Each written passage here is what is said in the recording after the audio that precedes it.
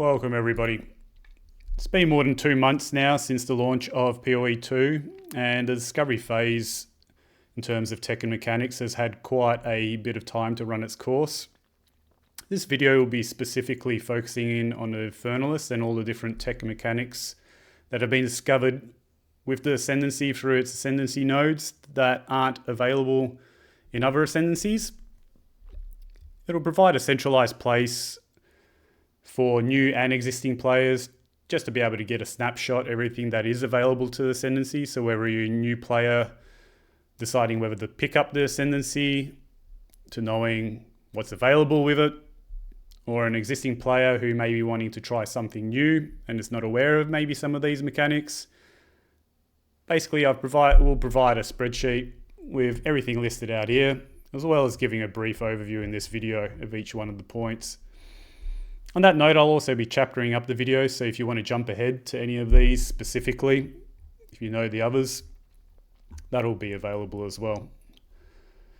So jumping right into it, one of the very first mechanics and abilities in the Infernalist Ascendancy that's quite popular and well known now is the demon form.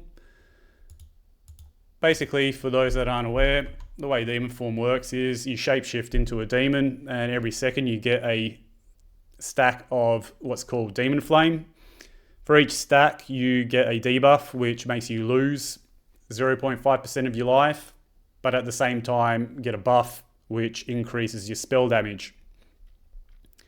So one of the main techs that is used with demon form is to basically try and maximize the amount of those demon flame stacks that you can get.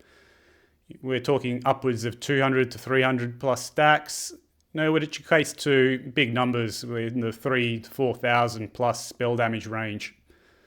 The downside of this, or the challenge with this, is to be able to manage the life degen that comes with having that many stacks. And the way this is done is by decreasing your maximum life as much as possible, while increasing the life regen on your gear as much as possible. And what that does is it makes the life regen on your gear percentage-wise compared to your max life be as high as possible. So the amount of stacks that you need to gain in terms of demon flame gets higher and higher, the better that this basically percentage is.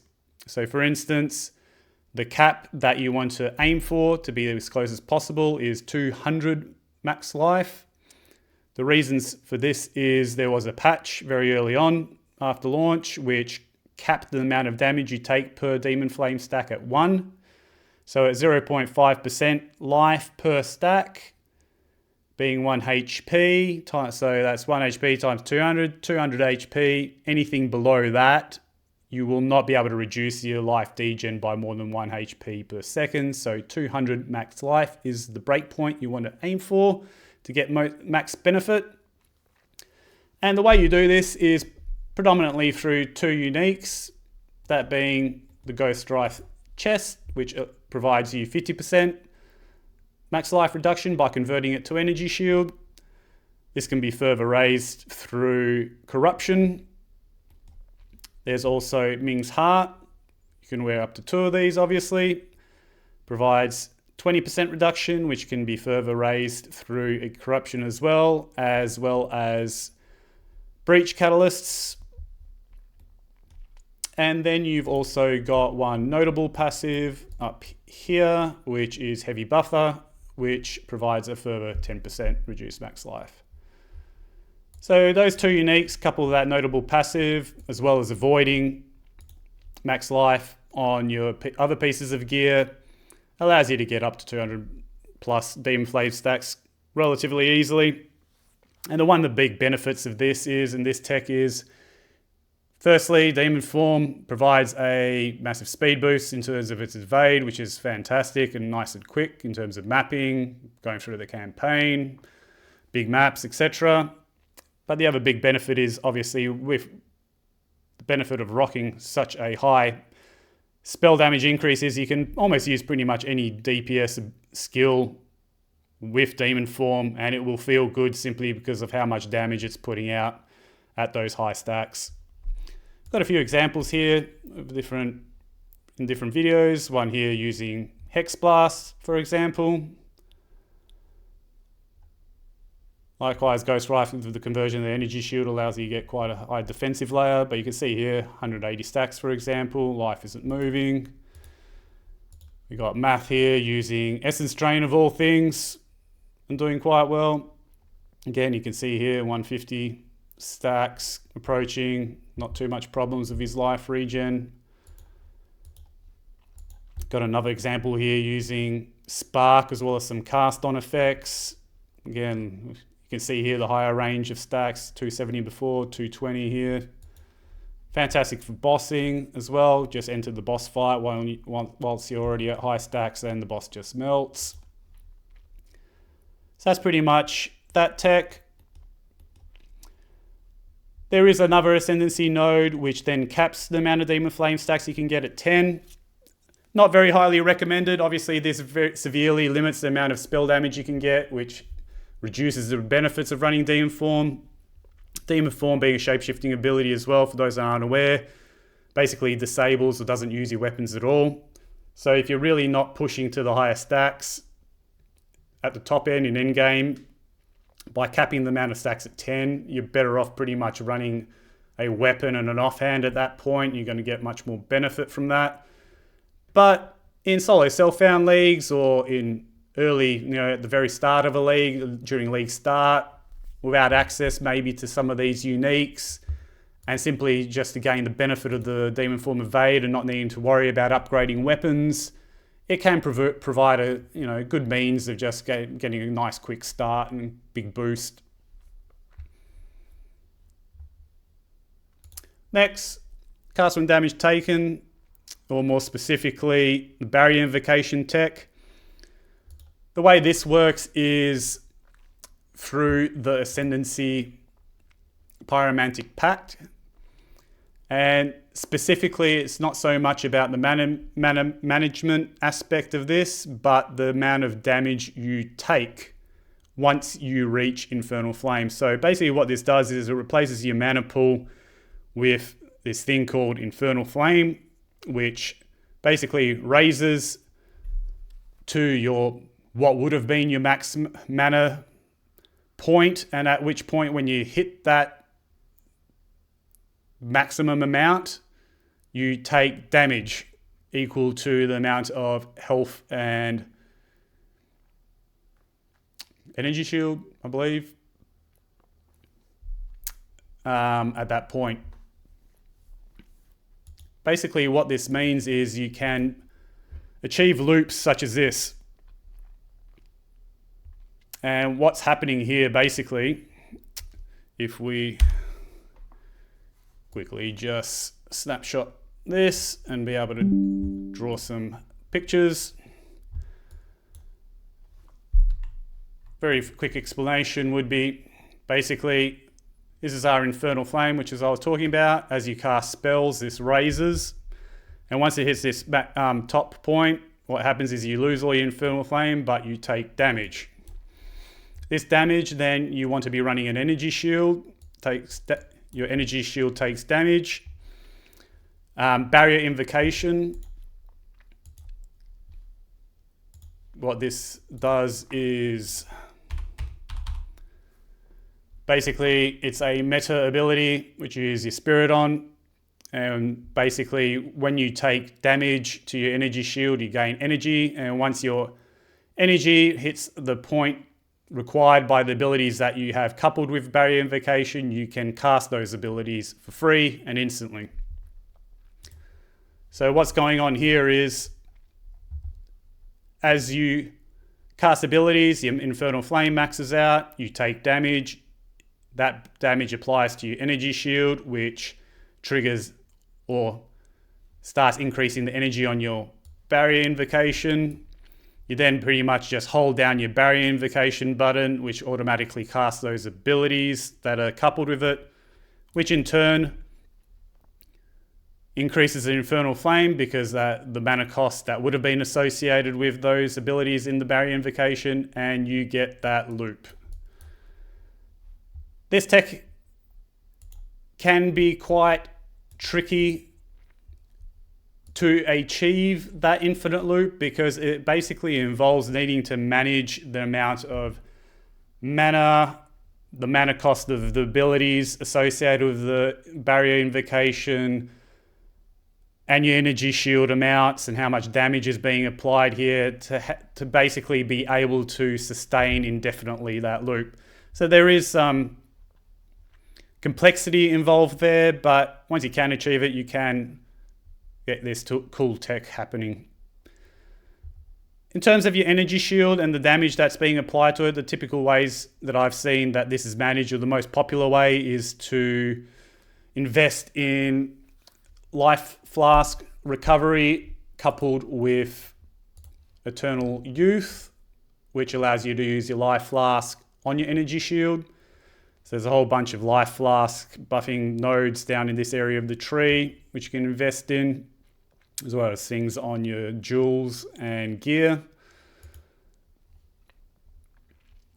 So a bit more of a complex one, but something to be aware of. So there's that example there. There's another example here of someone running, I believe, with a more life gen and life flask orientated version, which isn't quite using the infinite loop, but still getting a very similar effect. Then the more popular version of this custom damage taken tech is coupled with demon form. What this kind of looks like is over here. It couples the benefits of the uncapped version of demon form we talked about earlier with that barrier invocation tech to achieve crazy things such as this. Much like my previous comments on the barrier invocation tech, this again requires some balancing of energy shield life versus amount of mana you have, or infernal flame, and the costs associated with the skills in your barrier invocation. But something like this is achievable, and you get the benefits of your demon form being uncapped as well.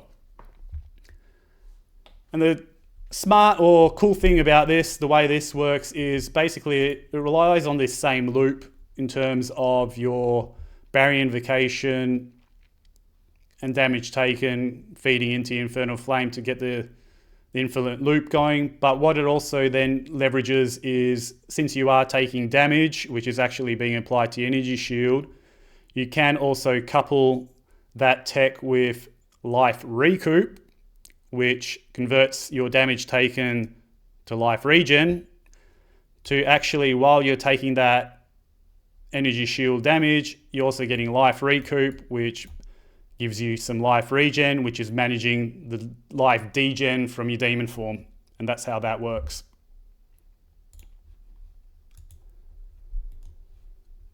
Next, there's the infinite mana tech. So I first heard about this from Palsterin.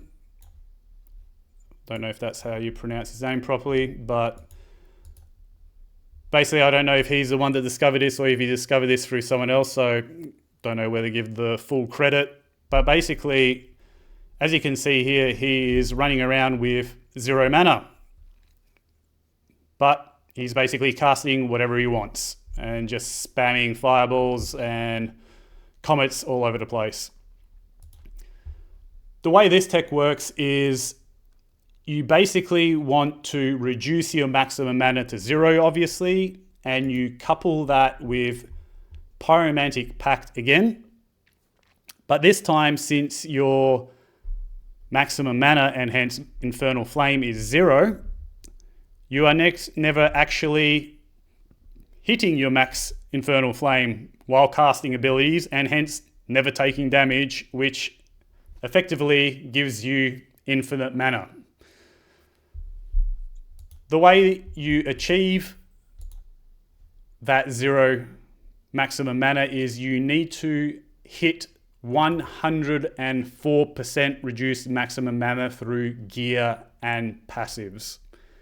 And the reason you need 104 specifically is because in order to path to Pyromantic Pact, you also need to pick up this node, which gives you 4% on top of the 100% that you typically have. Needless to say, in order to achieve this, you want to obviously avoid reduced maximum mana on your gear. Then you want a combination of two of the following uniques. Innsmouth, a helm, which gives you 25%. These gloves, which give you up to 15, and this chest, which gives you up to 25. The recommended combination is both the helm and the gloves. Furthermore, you specifically need the maximum corruption on both of these, which I believe raises this to, don't quote me on this, but I think it may be 30 or 29. I think it would be 30. And I think it's 17 or 18 on these. Again, don't quote me on the specific figures, but the maximum corruptions on these, since this tech was discovered, increased the price of these items quite a bit. It's probably more recommended to buy the base versions and do the corrupting yourself to try and hit the maximum. Alternative option is this chest as well, which can make it a little bit easier, but the downside of this, you lose quite a bit of your defensive layer. Obviously, the chest provides quite a bit of defense, so by taking this option, you lose quite a bit of defense. So those two uniques, and then you want to pick up almost all of the nodes in the passive tree, where you have 10% here, a couple here, 5, 5, 10, 5, 5, and 10. If you do take the route of using the gloves and the helm, you also need to get a time loss jewel here with increased effect of passive nodes in its range. I think you need medium or large radius to be able to hit these two nodes and increase them from 5 to, I believe, 7 each. So I think you need 20% increased. Again, dive into the corresponding links of these videos for more detailed information, but that's a rough overview of what you need. The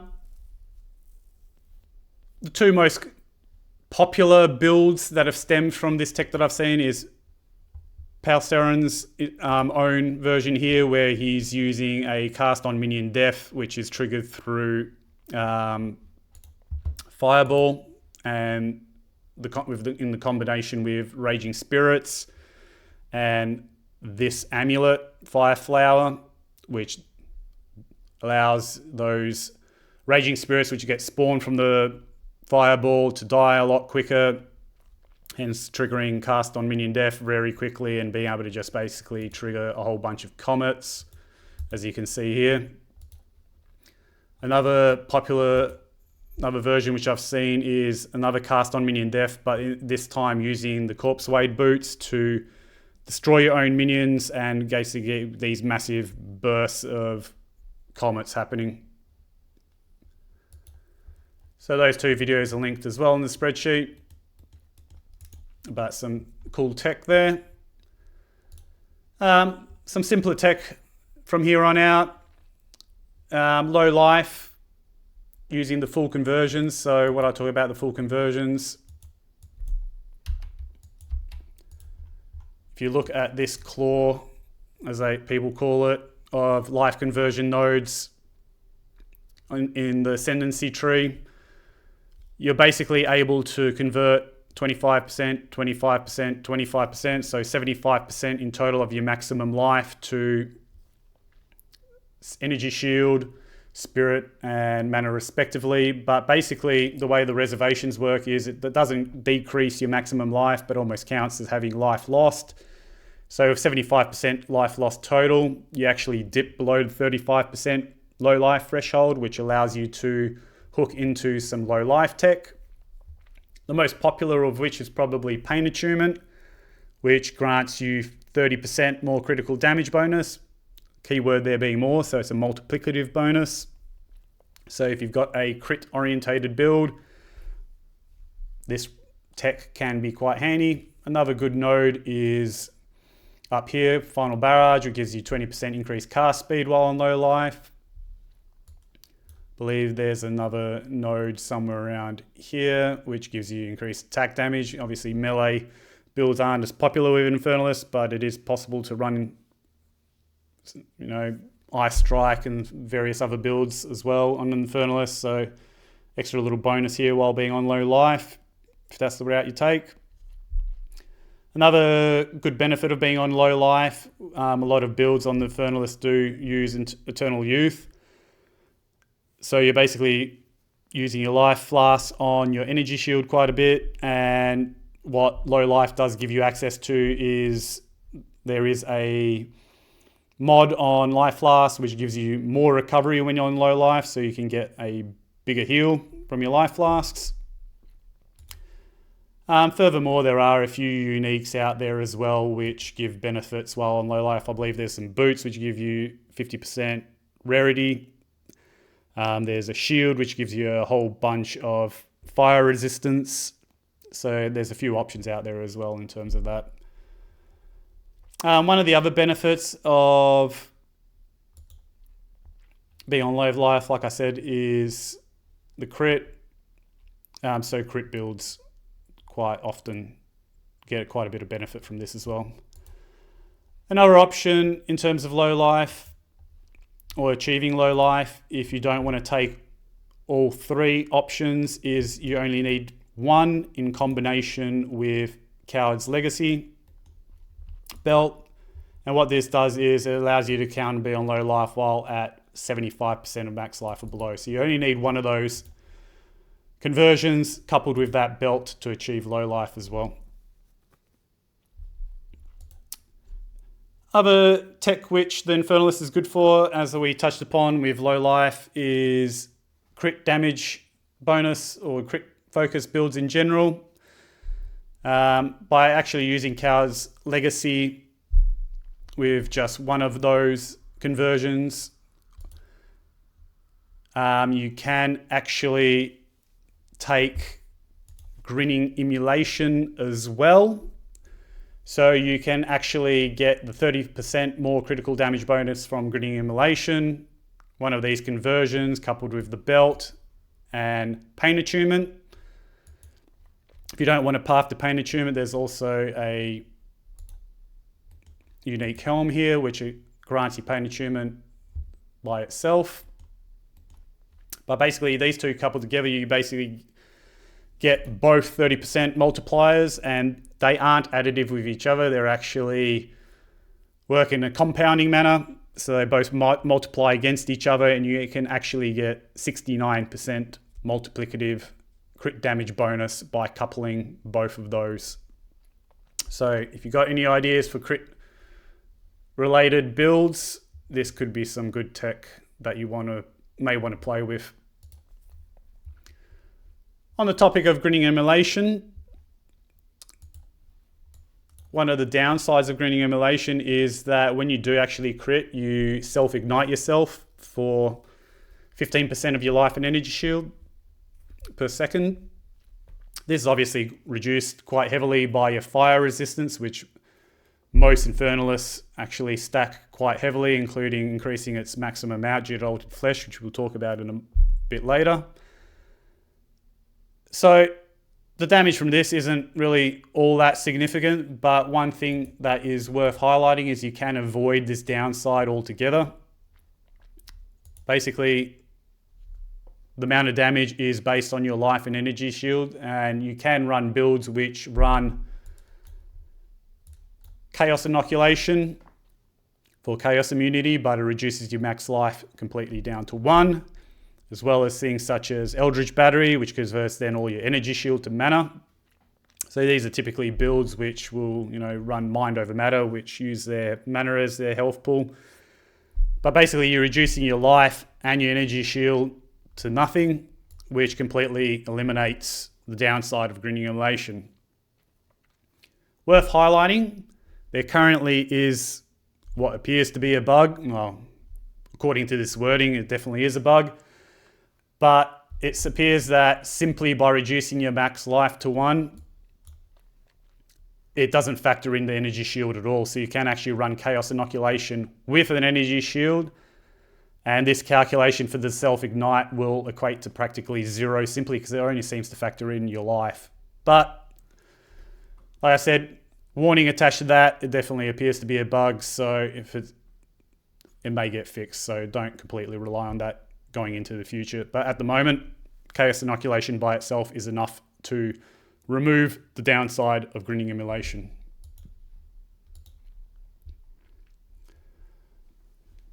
So Infernalist is quite synonymous with minion builds. The reason for this is the Infernalist can stack Spirit quite easily.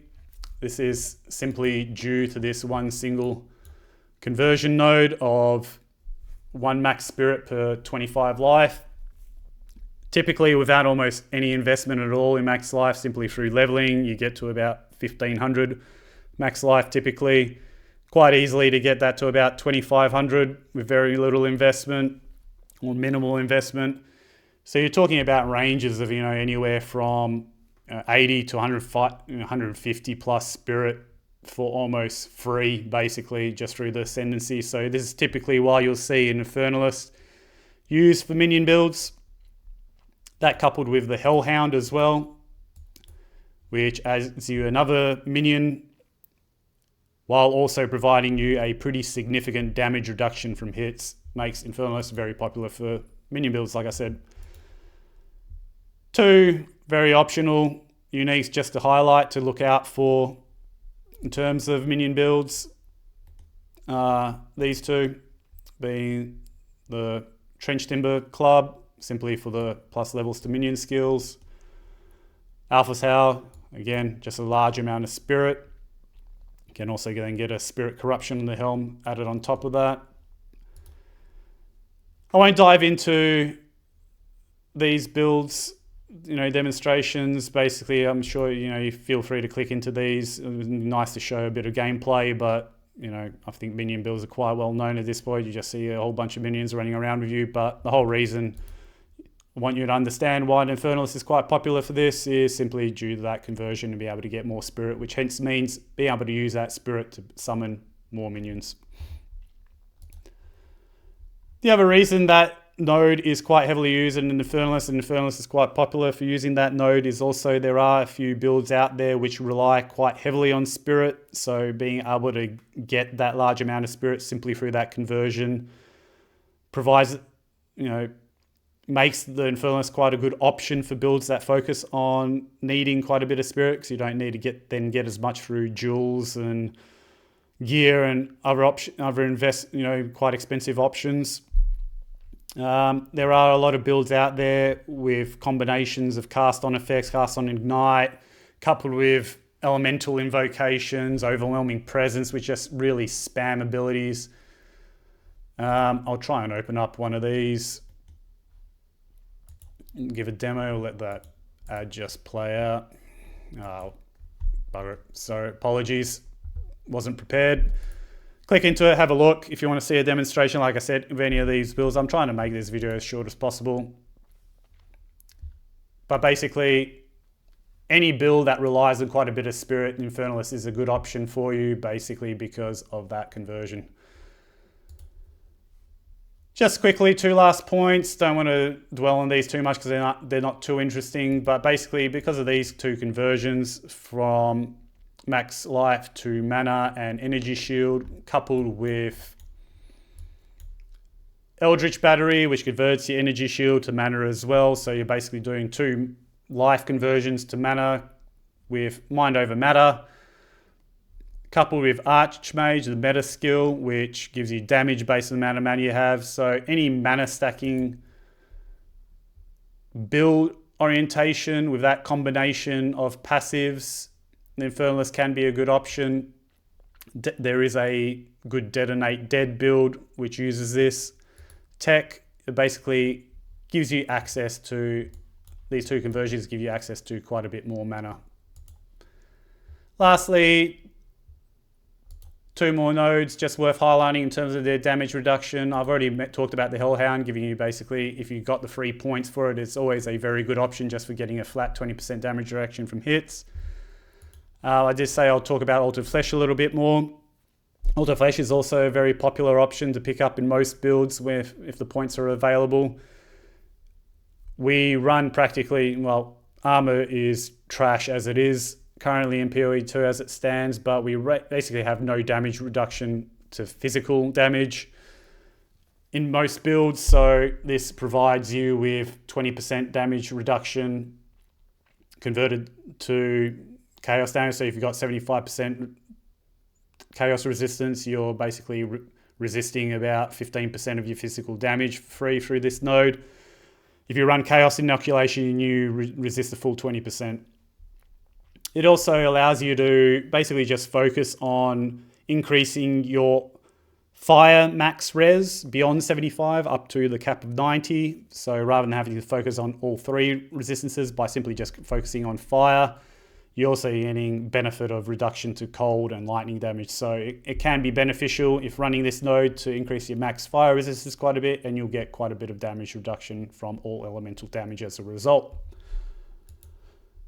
So that pretty much covers it. Like I said, not too much gameplay demonstrations, I apologize, just pretty much looking at the spreadsheet, but I just wanted quickly to provide people with a one-stop shop just to be able to see all the different tech that has been discovered and is available to the Infernalist Ascendancy. And hopefully you've learned something new. If you have, leave a sub, like, all that. If I've missed anything, or if there's any popular builds or good build links related to any of these that I've missed, please leave a comment and I'll update this spreadsheet accordingly. All the best.